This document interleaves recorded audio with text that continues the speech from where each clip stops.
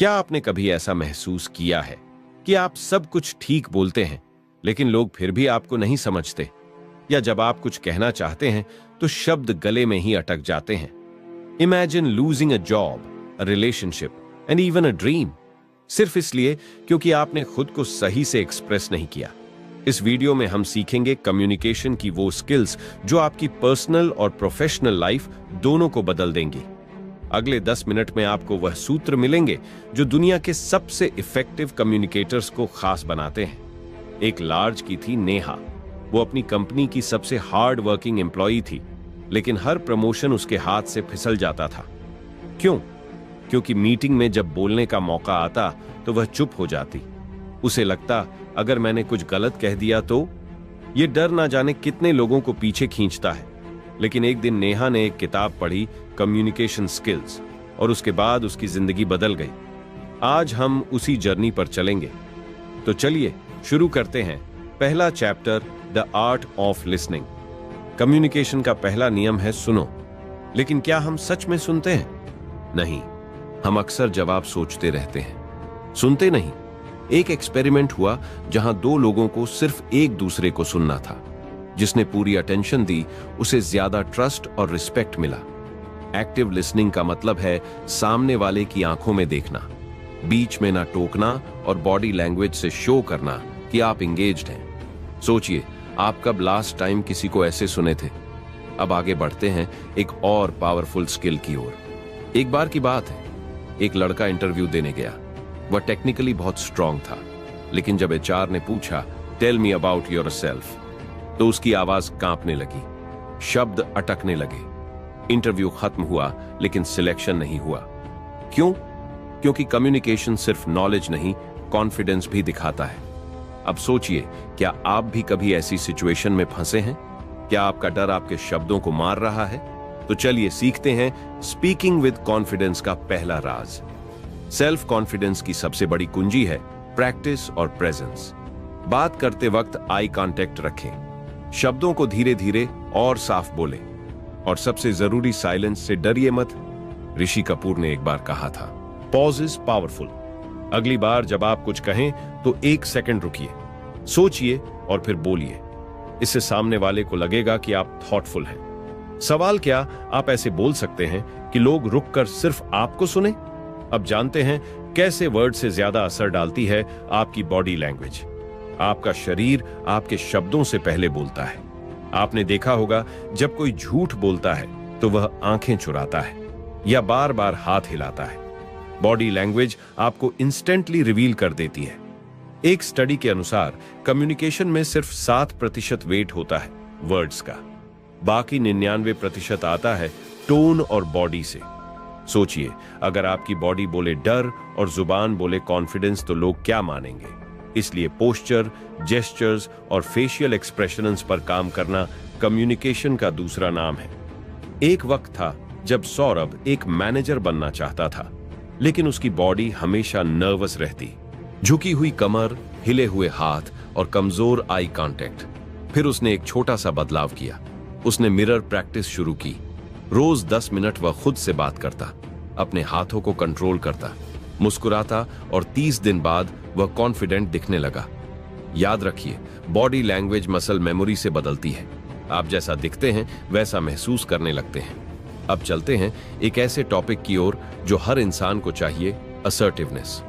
Assertiveness का मतलब होता है बिना किसी को नीचा दिखाए अपने दिल की बात कहना। अक्सर लोग 2 एक्सट्रीम्स में फंस जाते हैं, या तो वह दब जाते हैं या अग्रेसिव हो जाते हैं।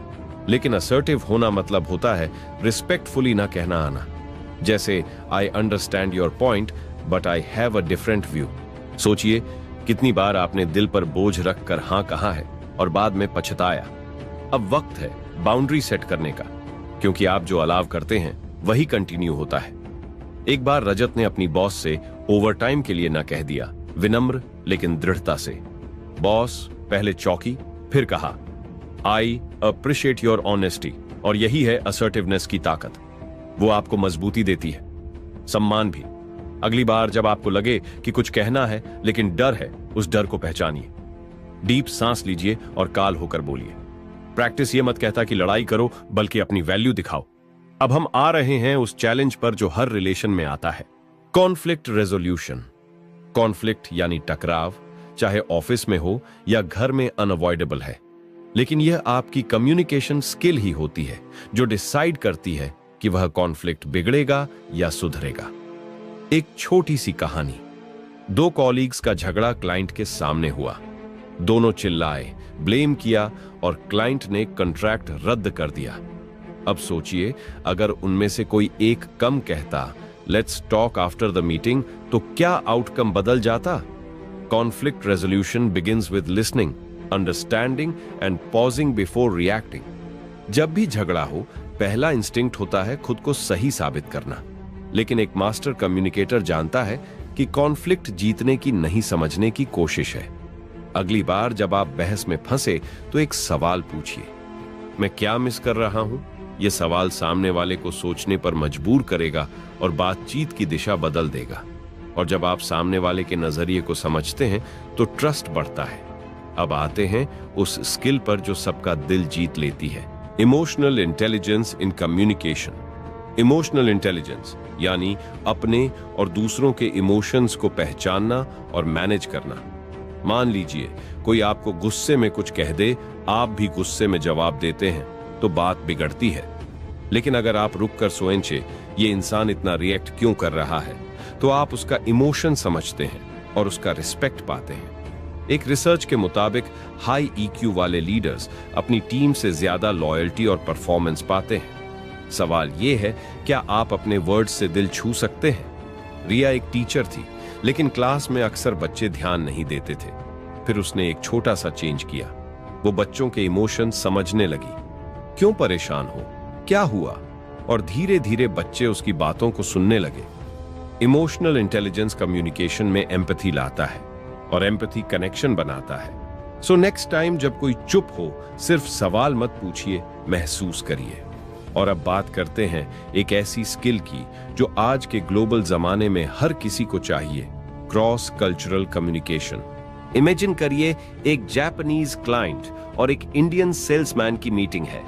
जापानीज क्लाइंट हर बात पर हम करता है, जबकि इंडियन सोचता है कि वह अनइंटरेस्टेड है, और मिसअंडरस्टैंडिंग यहीं से शुरू होती है। क्रॉस कल्चरल कम्युनिकेशन का मतलब है दूसरों की कल्चरल नॉर्म्स को समझना।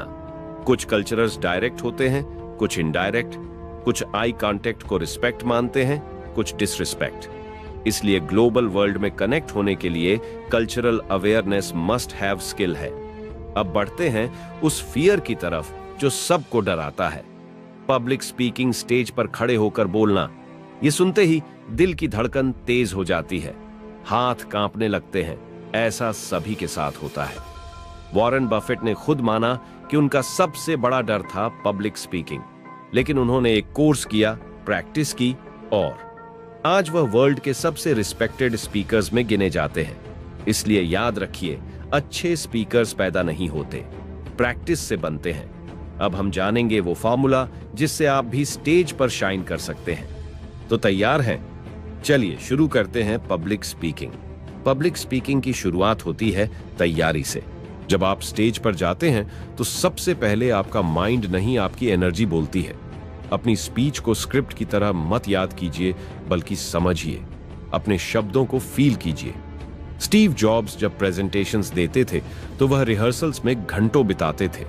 हर पॉज, हर स्लाइड, हर जेस्चर तक तय होता था, और जब वह स्टेज पर आते तो लगता वह दिल से बोल रहे हैं। यही फर्क है प्रेजेंटेशन और परफॉर्मेंस में। अब जानते हैं ऑडियंस को कैसे एंगेज करें। आपका टोन आपके वर्ड से कहीं ज्यादा असरदार होता है। एक सिंपल थैंक यू को अगर आप मुस्कान के साथ कहें तो सामने वाला खुश होता है, लेकिन वही थैंक यू अगर आप बिना एक्सप्रेशन, थके हुए टोन में कहें तो अपोजिट असर होता है। इसी तरह जेस्चर्स, हाथों का मूवमेंट, चेहरा, बॉडी पोस्चर, सब मिलकर आपके मैसेज को ताकत देते हैं। कभी मिरर के सामने प्रैक्टिस कीजिए, एक ही सेंटेंस को अलग अलग टोन और जेस्चर्स के साथ बोलिए। You will feel a difference. अब बरसते हैं रियल लाइफ अभ्यास की तरफ। ऑडियंस को एंगेज करने के लिए जरूरी है स्टोरी टेलिंग। प्लेन फैक्ट से लोग बोर हो जाते हैं, लेकिन एक अच्छी कहानी उन्हें जोड़े रखती है। सोचिए, जब आप किसी दोस्त को कोई मजेदार घटना सुनाते हैं तो एक्सप्रेशंस बदलते हैं, हाथ हिलते हैं, एक्साइटमेंट आती है। वही मैजिक स्टेज पर चाहिए। शुरुआत एक सवाल से करें, क्या आपके साथ कभी ऐसा हुआ है? सवाल क्यूरियोसिटी सोचने पर मजबूर कर देता है। यही है कम्युनिकेशन का powerful loop. Questions, excitement, thinking. अब आते हैं जेस्चर्स और टोन की ताकत पर। कम्युनिकेशन थ्योरी जानने से नहीं, करने से आती है। इसीलिए आज से एक आसान प्रैक्टिस शुरू करें।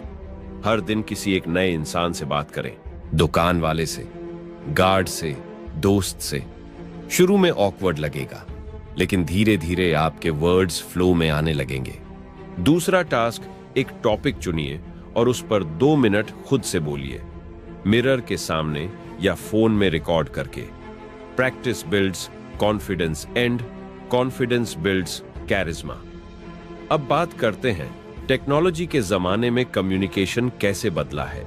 आज के समय में हम व्हाट्सएप, जेडएम और ईमेल से कम्युनिकेट करते हैं, लेकिन क्या यह इफेक्टिव है? टेक्स्ट में टोन नहीं दिखती, इमोजीज इमोशंस नहीं दिखाते। एक ओके का मतलब गुस्सा भी हो सकता है और सिंपल एक्सेप्टेंस भी। इसलिए डिजिटल कम्युनिकेशन में क्लैरिटी सबसे जरूरी है। Short sentences, clear tone and context देना सीखिए। और हां, कॉल करने से कभी मत डरिए। कई बार एक 30 सेकंड कॉल 10 मैसेजेस से ज्यादा इफेक्टिव होती है। सोचिए, आप किस तरह कम्युनिकेट करते हैं, टेक से या दिल से। रवि एक बहुत ही स्किल्ड एम्प्लॉय था, लेकिन ऑफिस में उसे अंडर एस्टिमेट किया जाता था। रीजन, वो मीटिंग्स में चुप रहता था, अपने आइडियाज कॉन्फिडेंटली रख नहीं पाता था। एक दिन उसके दोस्त ने कहा, तू जीनियस है, लेकिन लोगों को कैसे पता चलेगा जब तू बोलेगा ही नहीं। तभी रवि ने एक फैसला लिया, हर हफ्ते एक बार मीटिंग में जरूर बोलेगा, चाहे एक लाइन ही क्यों ना हो। और धीरे धीरे उसकी आवाज सुनी जाने लगी। कम्युनिकेशन में साइलेंस भी एक लैंग्वेज है, लेकिन समय आने पर बोलना आना चाहिए। अब हम बात करते हैं लिसनिंग की एक और पावरफुल फॉर्म की, रिफ्लेक्टिव लिसनिंग। यह वह टेक्निक है जिसमें आप सिर्फ सुनते नहीं, बल्कि सामने वाले की बात को दोहराते हैं। जैसे कोई बोले, मुझे लगता है मेरा काम कोई समझता ही नहीं। आप कहें, तुम्हें लग रहा है कि लोग तुम्हारी मेहनत नहीं समझते। बस ये सुनते ही सामने वाला फील करता है कि वह समझ गया है। रिफ्लेक्टिव लिसनिंग टेंशन कम करती है और इमोशनल बॉन्ड बनाती है। So next time try this and watch the magic unfold. अब सवाल उठता है, क्या हर बार बोलना जरूरी है? जवाब है नहीं। ग्रेट कम्युनिकेटर्स जानते हैं कि कब बोलना है और कब रुकना है। साइलेंस कभी कभी सबसे पावरफुल मैसेज होता है। एग्जाम्पल, किसी टफ कन्वर्सेशन में अगर आप बस चुप रहकर और सामने वाले को सुने, तो उन्हें लगेगा कि आप उन्हें समझ रहे हैं। इससे ट्रस्ट बढ़ता है। लेकिन वहीं अगर आप हर बात काटते जाएं, तो लोग डिस्टेंस बनाने लगते हैं। याद रखिए, बात उतनी ही करें जितनी जरूरी हो, और वह भी दिल से। इफेक्टिव कम्युनिकेशन सिर्फ बाहर की दुनिया के लिए नहीं है, बल्कि हमारे पर्सनल रिलेशनशिप्स के लिए भी सबसे बड़ा टूल है। एक बार अंजलि और उसके पिता के बीच दूरी आ गई थी, बस इसलिए क्योंकि दोनों एक दूसरे से खुलकर बात नहीं करते थे। अंजलि ने एक दिन अपने पापा से कहा, मैं आपसे बात करना चाहती हूं। और उसी दिन उन्होंने 2 घंटे बात की। वो बातें जो सालों से अंदर थी। कम्युनिकेशन रिश्तों को जोड़ता है, हीलिंग देता है। अगली बार किसी से दूर महसूस करें, बात कीजिए। अब सोचिए, आप अपने कम्युनिकेशन में सबसे ज्यादा स्ट्रगल कहां करते हैं? पब्लिक स्पीकिंग में, या अपने इमोशंस को वर्ड्स में बदलने में, या किसी बहस में, काल में रहने में? इस सोच से ही इंप्रूवमेंट की शुरुआत होती है। एक्सपर्ट्स कहते हैं, जो अपनी कम्युनिकेशन स्किल्स बेहतर करता है, वह अपनी जिंदगी बेहतर करता है। तो क्यों ना आज से कमिटमेंट लें, हर दिन कम्युनिकेशन में 8% बेटर बनने का। अगले चैप्टर्स में हम करेंगे डीप ड्राइव, प्रैक्टिकल टूल्स और रियल लाइफ एक्सरसाइज के साथ। क्या आप जानते हैं कि कम्युनिकेशन में सबसे बड़ी ताकत होती है क्लैरिटी? जब आपके वर्ड्स साफ और सिंपल होते हैं, तो सामने वाला कंफ्यूजन में नहीं फंसता। इमेजिन कीजिए, एक बॉस अपने टीम से कॉम्प्लिकेटेड टर्म्स में बात करता है, तो वह समझ नहीं पाते और मिस्टेक्स होती है। पर अगर सेम बॉस क्लियर सीधे लैंग्वेज में बोले तो सब कुछ स्मूथ चलता है। क्लैरिटी की प्रैक्टिस करें। अपनी बात को छोटे सेंटेंसेस में कहें। अननेसेसरी वर्ड्स हटाएं। यही स्किल आपको एक बेहतर कम्युनिकेटर बनाती है। रमेश ने अपने बिजनेस में एक बड़ा मिस्टेक किया। उसने अपनी टीम को अनक्लियर इंस्ट्रक्शंस दिए। काम अधूरा रहा, डेडलाइंस मिस हुई और टेंशन बढ़ा। फिर उसने सीखा इफेक्टिव कम्युनिकेशन में फीडबैक देना इक्वली इंपॉर्टेंट है। जब भी बात करें, ये पूछें, क्या आपको मेरी बात समझ आई, या क्या आप कंफर्टेबल हैं ये टास्क करने में? ये सिंपल क्वेश्चंस कम्युनिकेशन गैप को बंद करते हैं। फीडबैक लूप बनाएं और देखिए टीम वर्क कैसे बेहतर होता है। क्या आप जानते हैं, कम्युनिकेशन में टोन सिर्फ फेस टू फेस ही नहीं, बल्कि ईमेल्स, मैसेजेस और कॉल्स में भी दिखती है। एक सार्कास्टिक ईमेल से ऑफिस पॉलिटिक्स बढ़ सकती है और एक रिस्पेक्टफुल रिप्लाई से रिश्ते मजबूत। इसलिए डिजिटल कम्युनिकेशन में एक्स्ट्रा ध्यान दें। इमोजीज और पंक्चुएशन का सही इस्तेमाल करें ताकि आपके इमोशन सही तरीके से समझे जाएं। टेक्नोलॉजी ने कम्युनिकेशन आसान किया है, लेकिन सेंसिटिविटी और रिस्पेक्ट देना भी जरूरी हो गया है। अब बात करते हैं नॉन वर्बल कम्युनिकेशन की। आपके वर्ड से ज्यादा असर डालते हैं आपके बॉडी लैंग्वेज, फेशियल एक्सप्रेशन और आई कांटेक्ट। कभी सोचा है, जब कोई आपकी बात सुनते हुए आंखें नहीं मिलाता तो आप कैसा महसूस करते हैं? यही कारण है कि successful communicators eye contact maintain करते हैं, ओपन पोस्चर रखते हैं और पॉजिटिव एक्सप्रेशंस दिखाते हैं। अगली बार बातचीत में ये छोटी छोटी चीजें जरूर ध्यान रखें। ये आपके मैसेज को 10 गुना प्रभावशाली बना देंगी। एक रियल स्टोरी बताता हूं। समीर ने अपनी पहली प्रेजेंटेशन में इतना नर्वस था कि वह बार बार अपनी नोट्स देख रहा था, लेकिन एक मेंटोर ने उसे एडवाइस दिया, स्टेज पर आत्मविश्वास दिखाने के लिए अपनी बॉडी लैंग्वेज पर ध्यान दो, सीधे खड़े रहो, ऑडियंस को देखो और जेस्चर से अपनी बात को जोर दो। समीर ने प्रैक्टिस की और अगली प्रेजेंटेशन में उसकी कॉन्फिडेंस देख सभी इंप्रेस्ड हुए। यही है कम्युनिकेशन का सीक्रेट, प्रैक्टिस, अवेयरनेस और ऑथेंटिसिटी। क्या आपने कभी ध्यान दिया है कि कम्युनिकेशन में पॉज कितनी ताकत रखता है? जब आप बोलते हैं और बीच में डेलिब्रेट पॉज लेते हैं तो आपके शब्दों का प्रभाव बढ़ जाता है। इमेजिन करिए, मार्टिन लूथर किंग जूनियर ने अपनी फेमस स्पीच में I have a dream phrase bar bar pause के साथ दोहराया, जिसने लोगों के दिलों में गहरी छाप छोड़ी। पॉज सुनने वालों को सोचने का मौका देता है और आपकी बात को एम्फेसिस करता है। अगली बार बोलते समय इंटेंशनल पॉज जरूर आजमाएं। असर्टिवनेस की सबसे बड़ी चैलेंज होती है सही बैलेंस बनाना। कभी कभी लोग डरते हैं कि अगर वे असर्टिव होंगे तो सामने वाले को नुकसान होगा या वह नाराज हो जाएंगे। लेकिन सही असर्टिवनेस से आप न केवल अपनी बात रखते हैं, बल्कि सामने वाले के फीलिंग्स का भी सम्मान करते हैं। सोचिए, अगर हर कॉन्वर्सेशन में आप खुद की वैल्यू बताएंगे और दूसरों की भी सुनेंगे तो कितनी पॉजिटिव रिलेशनशिप्स बनेंगी। इस बैलेंस को सीखना हर सफल कम्युनिकेटर की निशानी है। एक बार नेहा अपने बॉस से प्रमोशन मांगने गई, लेकिन नर्वसनेस के कारण उसकी बात अधूरी रह गई। मेंटर ने उसे बताया, असर्टिवनेस कम्युनिकेशन का वह पहलू है जिसमें आप अपने नीड्स और बाउंड्रीज को क्लियरली और रिस्पेक्टफुली व्यक्त करते हैं। असर्टिव कम्युनिकेशन पैसिव या अग्रेसिव नहीं होती, बल्कि कॉन्फिडेंट और एम्पैथेटिक होती है। नेहा ने सीख लिया कि ना कहना भी कम्युनिकेशन का हिस्सा है। क्या आप अपनी असर्टिवनेस को बढ़ाने के लिए तैयार हैं? कॉन्फ्लिक्ट रेजोल्यूशन में सबसे जरूरी होता है प्रॉब्लम को व्यक्ति से अलग करके देखना। बहुत बार हम अपने ईगो के कारण डिस्कशन को पर्सनल बना लेते हैं, जिससे बात और बिगड़ जाती है। इमेजिन करें, दोस्त किसी मिसअंडरस्टैंडिंग की वजह से लड़ रहे हैं। अगर वे अपने गुस्से को छोड़कर समस्या पर ध्यान दें तो समाधान आसानी से निकल सकता है। इस तरह के अप्रोच से कम्युनिकेशन में क्लैरिटी आती है और रिलेशनशिप मजबूत होता है। क्या आप तैयार हैं अपने कॉन्फ्लिक्ट्स को दोस्ताना हल करने के लिए? एक क्लाइंट मीटिंग में अर्जुन को पता चला कि क्लाइंट उसकी सर्विस से संतुष्ट नहीं है। अर्जुन ने डिफेंसिव होने के बजाय कामली क्लाइंट की बातें सुनी और कहा, मैं आपकी चिंताओं को समझता हूं, चलिए मिलकर सॉल्यूशन निकालते हैं। ये काम एटीट्यूड और ओपन कम्युनिकेशन ने क्लाइंट के दिल में ट्रस्ट बढ़ाया। कॉन्फ्लिक्ट रेजोल्यूशन सिर्फ लड़ाई को खत्म करने का नाम नहीं, बल्कि एक नए समझौते की शुरुआत है। क्या आप तैयार हैं अपनी कम्युनिकेशन को नेक्स्ट लेवल पर ले जाने के लिए? इमोशनल इंटेलिजेंस या ईक्यू कम्युनिकेशन की वो ताकत है जो हमारे शब्दों से भी ज्यादा असर डालती है। राहुल की कहानी सोचिए। एक स्ट्रेसफुल मीटिंग में उसने गुस्सा होने की बजाय कामली सिचुएशन समझी और रिस्पांस दिया। उसकी इमोशनल इंटेलिजेंस ने सिचुएशन को एस्केलेट होने से बचाया।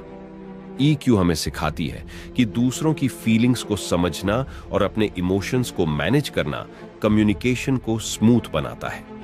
क्या आप अपनी ईक्यू बढ़ाने के लिए तैयार हैं? अब बात करते हैं एम्पैथी की, दूसरों की फीलिंग्स को महसूस करने की एबिलिटी। एम्पैथी कम्युनिकेशन में ब्रिज बनाती है। जब आप सामने वाले की बात को उनकी नजरों से समझने की कोशिश करते हैं तो आपकी बातों में जादू आ जाता है। एग्जाम्पल, जब कोई दोस्त परेशान होता है और आप सिर्फ सुनते हैं बिना जज किए, तो वह रिलैक्स महसूस करता है। एम्पैथी से रिश्ते मजबूत होते हैं और मिसअंडरस्टैंडिंग्स कम। क्या आप अपनी कम्युनिकेशन में एम्पैथी ला सकते हैं? इमोशनल इंटेलिजेंस बढ़ाने का सबसे पहला कदम है सेल्फ अवेयरनेस, मतलब अपने इमोशंस को समझना और पहचानना। जब आप जानते हैं कि कब आप अपसेट, नर्वस या एक्साइटेड हैं, तो आप बेहतर तरीके से कंट्रोल कर सकते हैं कि अपनी बात कैसे रखें। सोचिए, अगर आप स्ट्रेस में हो और गलती से हार्श वर्ड्स कह दें तो सिचुएशन बिगड़ सकती है। इसलिए खुद को समझना और पॉज लेना कम्युनिकेशन का पहला स्टेप है। अगली बार अपनी इमोशंस पर ध्यान दें। क्रॉस कल्चरल कम्युनिकेशन आज के ग्लोबल वर्ल्ड में बहुत जरूरी है। प्रिया की कहानी याद कीजिए, जो एक मल्टीनेशनल कंपनी में काम करती थी। डिफरेंट कल्चर से आने वाले कॉग्स के साथ बात करते समय उसे लैंग्वेज बैरियर्स, अलग कस्टम्स और एक्सप्रेशंस का सामना करना पड़ा। उसने सीखा कि ओपन माइंड और पेशेंस के साथ कम्युनिकेशन करना जरूरी है। कल्चरल डिफरेंसेस को समझना और रिस्पेक्ट करना इफेक्टिव कम्युनिकेशन का आधार है। आप कैसे क्रॉस कल्चरल बैरियर्स को तोड़ेंगे? पब्लिक स्पीकिंग में सबसे बड़ा डर होता है फियर ऑफ जजमेंट। लेकिन सच यह है कि ज्यादातर ऑडियंस आपकी गलती नहीं देखती, वे बस आपकी कहानी सुनना चाहते हैं। सोचिए, जब आप किसी फेमिलियर टॉपिक पर बात करते हैं तो कॉन्फिडेंस बढ़ जाता है। प्रिपरेशन, प्रैक्टिस और पॉजिटिव माइंडसेट से फियर खत्म हो सकता है। अगली बार जब आपको स्टेज पर जाना हो, सोचिए आप वहां ऑडियंस की मदद करने गए हैं, न कि सिर्फ बोलने। क्या आप अपने पब्लिक स्पीकिंग फियर्स को जीतने को तैयार हैं? पब्लिक स्पीकिंग में एक मैजिक ट्रिक होती है, स्टोरी टेलिंग। जब आप डाटा और फैक्ट्स की बजाय एक दिलचस्प कहानी सुनाते हैं तो ऑडियंस जुड़ जाती है। एक बार एनकेट ने अपनी बिजनेस प्रेजेंटेशन बोरिंग नंबर से शुरू की। कोई ध्यान नहीं दे रहा था।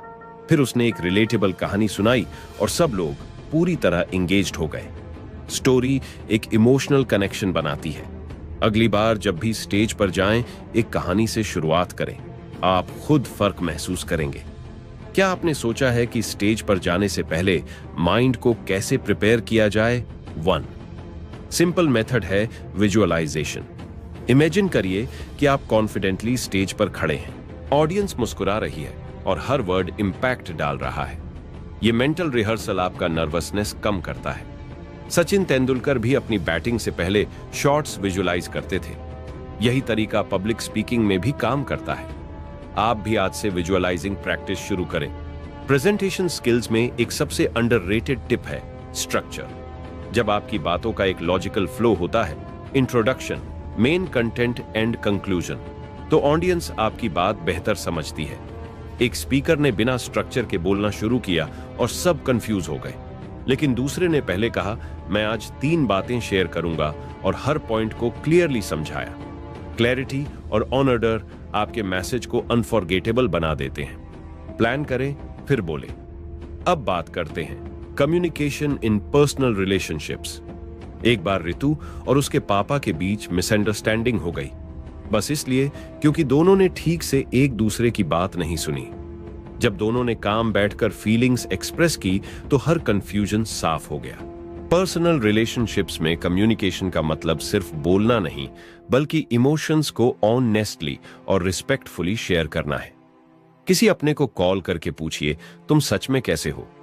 पर्सनल रिलेशनशिप्स में एक और गोल्डन रूल है, listen to understand not to reply.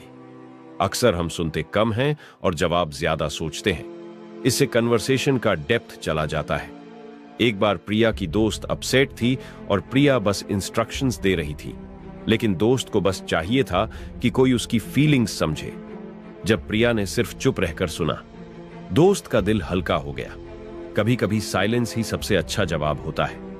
अब चलते हैं वर्क प्लेस कम्युनिकेशन की ओर। जब ऑफिस में कलीग्स क्लियरली कम्युनिकेट नहीं करते तो टास्क डिले होते हैं और फ्रस्ट्रेशन बढ़ती है। एक बार एक ईमेल में सिर्फ इतना लिखा था, इस टास्क को जल्दी पूरा करो। रिजल्ट एम्प्लॉय कंफ्यूजन था कि डेडलाइन क्या है, एक्सपेक्टेशंस क्या है। प्रोफेशनल सेटिंग में क्लैरिटी, टोन और कंप्लीटनेस बहुत जरूरी है। इफेक्टिव कम्युनिकेशन प्रोडक्टिविटी और रिलेशनशिप्स दोनों को ग्रो करता है। टेक्नोलॉजी ने कम्युनिकेशन को आसान किया है, लेकिन कॉम्प्लिकेटेड भी। व्हाट्सएप, जीएम और ईमेल्स ने इंस्टेंट कांटेक्ट तो दिया, लेकिन डिस्ट्रैक्शंस और मिसअंडरस्टैंडिंग्स भी बढ़ी। एक बार समीर ने एक मैसेज को गलत समझकर अपने दोस्त से झगड़ा कर लिया। Lesson tone can't always be red in text, इसलिए कभी क्रिटिकल बात हो तो फोन कॉल या फेस टू फेस बात करें। सही मीडियम चुनना कम्युनिकेशन का बड़ा हिस्सा है। वर्क प्लेस में एक और जरूरी स्किल है ईमेल एटिकेट। सोचिए, एक ईमेल में सिर्फ कैप्स लॉक में लिखा हो, सी एंड इज नाउ, तो सामने वाला डर जाएगा या नाराज हो जाएगा। इसलिए ईमेल्स में प्रॉपर ग्रीटिंग, क्लियर सब्जेक्ट और रिस्पेक्टफुल टोन यूज करना कम्युनिकेशन को स्मूथ बनाता है। एक छोटी सी line, thank you for your time, आपकी इमेज प्रोफेशनल और रिस्पेक्टफुल बनाती है। क्या आप भी आज से अपनी ईमेल स्किल्स सुधारेंगे? कम्युनिकेशन में आज सबसे बड़ा चैलेंज है ओवरलोड। इतना कंटेंट, इतना इंफॉर्मेशन कि लोग सुनते नहीं, स्क्रॉल कर जाते हैं। ऐसे में आपकी बात का असर कैसे हो? Simple, make it relevant, emotional and valuable. जब आप किसी की जरूरत से जुड़ी बात करते हैं तो वह ध्यान से सुनते हैं। जैसे एक short message, I am here if you need to talk, किसी डिप्रेस्ड इंसान की जान बचा सकता है। आपकी वर्ड्स में ताकत है, वाइजली यूज करें। अब समय है रिफ्लेक्शन का। आपने अब तक कम्युनिकेशन की कई लेयर्स सीखी, listening, speaking, body language, emotional intelligence, conflict resolution और पब्लिक स्पीकिंग। पर सबसे जरूरी बात यह है प्रैक्टिस। कोई भी बोर्न कम्युनिकेटर नहीं होता, यह स्किल बार बार कोशिश करने से बनती है। हर कन्वर्सेशन एक मौका है खुद को बेहतर बनाने का। आज से हर इंटरेक्शन को एक लर्निंग अपॉर्चुनिटी मानिए। कम्युनिकेशन सिर्फ स्किल नहीं, यह एक सुपर पावर है। एक बार की बात है, एक टीचर ने अपने स्टूडेंट से कहा, हर दिन किसी एक इंसान से इंटेंशनल बातचीत करो। स्टूडेंट्स ने स्ट्रेंजर्स से स्मॉल टॉक शुरू की, फैमिली से ओपन कन्वर्सेशन की और स्लोली उन्हें अपने अंदर बदलाव महसूस होने लगे। कम्युनिकेशन सिर्फ बोलने की स्किल नहीं, कनेक्शन बनाने की कला है। जब आप लोगों से दिल से जुड़ते हैं तो रिलेशनशिप्स गहराते हैं और सेल्फ कॉन्फिडेंस भी बढ़ता है। आज आप किससे इंटेंशनल बात करने जा रहे हैं? कम्युनिकेशन में साइलेंस का भी एक रोल होता है। एक बार एक कपल के बीच बहस हो गई। दोनों चुप थे, लेकिन उस चुप्पी में गिल्ट, रिग्रेट और लव था। फिर एक ने सॉफ्टली कहा, माफ करना, और सब कुछ बदल गया। साइलेंस कभी कभी इमोशन को एक्सप्रेस करने का सबसे पावरफुल तरीका होता है। कम्युनिकेशन हर बार शब्दों से नहीं होती, कुछ पॉजेज और जेस्चर्स भी दिल से दिल तक पहुंचते हैं। क्या आप उस साइलेंस को समझते हैं जो शब्दों से कहीं ज्यादा बोलती है? अब बात करते हैं फीडबैक की। एक बार मीरा को उसके मैनेजर ने कहा, you are not doing well. बस इतना ही, कोई रीजन नहीं, कोई सजेशन नहीं। मीरा कंफ्यूजन में पड़ गई। फीडबैक हमेशा स्पेसिफिक, कंस्ट्रक्टिव और रिस्पेक्टफुल होना चाहिए। अगर आप चाहते हैं कि सामने वाला सुधरे तो उसे बताएं क्या ठीक नहीं था, क्यों नहीं था और कैसे सुधारा जा सकता है। कम्युनिकेशन में फीडबैक एक गिफ्ट है, इसे थॉटफुल बनाएं।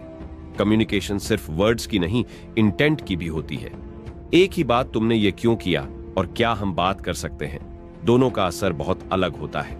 इंटेंट अगर जजमेंटल है तो सामने वाला डिफेंसिव हो जाएगा, लेकिन इंटेंट अगर अंडरस्टैंडिंग वाला है तो बात बनती है। जब आप जेन्युइन क्यूरियोसिटी और रिस्पेक्ट के साथ बात करते हैं तो कम्युनिकेशन नेचुरल फ्लो में होती है। अगली बार कुछ कहने से पहले सोचिए, मेरा इंटेंशन क्या है। कम्युनिकेशन एक लाइफ लॉन्ग जर्नी है। इसमें कभी कास्ट नहीं आती, क्योंकि हर इंसान, हर सिचुएशन अलग होती है। पर जितना प्रैक्टिस करेंगे उतना कनेक्शन, क्लैरिटी और कॉन्फिडेंस बढ़ेगा। रोज एक छोटी चीज पर काम कीजिए, चाहे वह बेहतर सुनना हो, कामली जवाब देना हो या बॉडी लैंग्वेज पर ध्यान देना हो। कम्युनिकेशन आपकी थिंकिंग, रिलेशनशिप्स और करियर को बदल सकती है। क्या आप इस जर्नी को सीरियसली लेंगे? चलो अब एक कम्युनिकेशन एक्सपेरिमेंट करते हैं। आज जब आप किसी से बात करें तो उसे बिना इंटरप्ट किए पूरी बात कहने दें। फिर एक मोमेंट पॉज लें और जवाब सोच कर दें। आप पाएंगे कि कन्वर्सेशन का लेवल ही बदल गया है। हम जितना ध्यान से सुनते हैं उतना ही असरदार जवाब दे पाते हैं। ये छोटा सा चेंज आपकी कम्युनिकेशन को नेक्स्ट लेवल पर ले जा सकता है। तो आज ही ट्राई करके देखिए, क्या फर्क महसूस हुआ। क्या आपने कभी मिरर प्रैक्टिस की है? Standing in front of a mirror and speaking. यह मेथड आपकी बॉडी लैंग्वेज, टोन और कॉन्फिडेंस को पॉलिश करता है। ग्रेट स्पीकर्स जैसे बराक ओबामा भी अपने स्पीचेस ऐसे रिहर्स करते हैं। यह ऑनवर्ड लग सकता है, पर रिजल्ट आपको खुद हैरान कर देगा। मिरर आपको फीडबैक देता है, आपके जेस्चर्स और एक्सप्रेशंस को समझाता है। आप भी आज से 5 मिनट रोज मिरर के सामने बोलना शुरू करें। कम्युनिकेशन में एक और मजबूत टूल है, आस्किंग द राइट क्वेश्चंस। एक बार एक मेंटोर ने अपने स्टूडेंट से सिर्फ 3 सवाल पूछे। तुम क्या चाहते हो, क्यों चाहते हो और कब से शुरू करोगे? और स्टूडेंट की पूरी लाइफ की क्लैरिटी आ गई। सवाल सोचने पर मजबूर करते हैं। जब आप दूसरों से पावरफुल क्वेश्चंस पूछते हैं तो आप उनकी जिंदगी में क्लैरिटी और डायरेक्शन लाते हैं। क्या आपने खुद से भी कभी ऐसे सवाल पूछे हैं? आपकी आवाज आपकी पहचान है। वॉइस मॉड्यूलेशन मतलब टोन को सही जगह ऊपर नीचे करना कम्युनिकेशन को एंगेजिंग बनाता है। एक डल फ्लैट वॉइस से पावरफुल बात भी बोरिंग लगती है, लेकिन अगर इमोशन के साथ बोला जाए तो हर बात दिल तक जाती है। प्रैक्टिस करें पॉजेस लेने की, स्ट्रेस डालने की, जरूरी वर्ड्स पर और नेचुरल टोन में बोलने की। आपकी आवाज से ही लोग तय करते हैं क्या इस इंसान को सीरियसली लेना चाहिए। कम्युनिकेशन स्किल एक टूल किट है और आपने इस वीडियो में हर टूल को जाना है। Active listening, body language, public speaking, empathy, emotional intelligence, assertiveness और भी बहुत कुछ। अब यह टूल किट आपके पास है। फर्क बस प्रैक्टिस और अवेयरनेस का है। हर इंटरेक्शन एक नया मौका है बेहतर कम्युनिकेटर बनने का। याद रखिए, आप जैसे कम्युनिकेट करते हैं वैसे ही लोग आपको समझते हैं। तो बोलिए, सोच कर सुनिए दिल से और बनाइए हर बातचीत को एक मास्टरपीस। धन्यवाद।